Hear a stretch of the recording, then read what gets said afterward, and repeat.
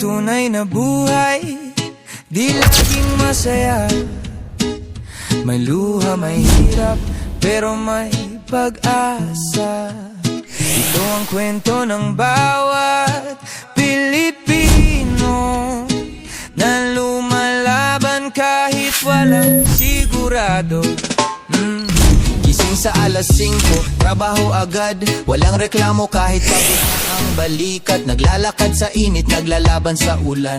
Para sa pamilya, tuloy ang laban. May nanay na naglalaban, tatay na kargador, anak na nag-aaral gamit ang lumat punit na libro. Pero sa puso nila may apoy na di nauupos, dahil ang pangarap nila di kayang bilhin ng ginto. Ang tunay na buhay ay hindi perpekto, pero sa bawat hirap may kwento ng tagumpay. Ito ang tunay na buhay, di laging masaya.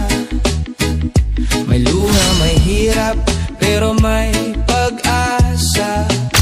Ito ang kwento ng bawat Pilipino na lumalaban kahit walang sigurado.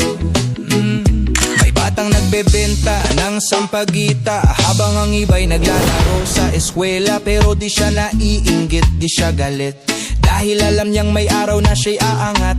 Ngayon siya'y graduate, may sariling negosyo, galing sa hirap pero di nawala ng pag-asa. Automatic report mo na. Kailan ka dapat mag-report?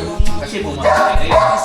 Within 24 hours, kailangan makapag-report ka. Kahit pag uwi mo na ng bahay, doon na kayo mag-report. Pwede na yun. Babalikan mo na lang yung history ng booking mo, Click Mail Center. Report na. Huwag lang dumating naman ng 3 araw, 4 na araw, hindi ka pa rin nag-report. Basta pagkatapos mo ng nagka-problema kayo ng pasahero, alam mo naman kung sino yun eh. Balik. Kung tama ba yung motor na gamit nyo. Kasi minsan, inisip ko nga, nag-trip lang yung pasahero, nag-report. Ibang motor ang gamit, yung pala may galing yung pasahero dun sa rider. Diba?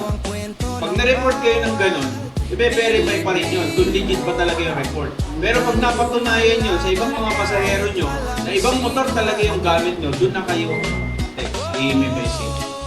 Pinaling, nahirapan na ibalik yung account mo.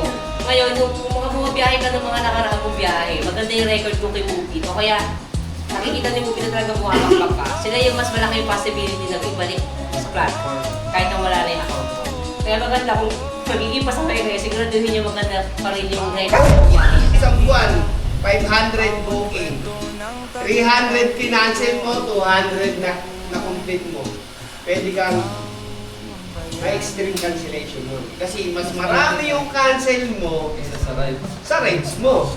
Diba? O, continue. Kaya kung gusto nyo, hindi kayo tamaan yung ratings nyo, yun na yung cancel. Pero, pagka pinabayaan yung maubos yung automatic yan, natanggap nyo yung booking. Tapos kinancel nyo, ibawas na yun sa rating, di ba? Sa bawat kwento ng tagumpay,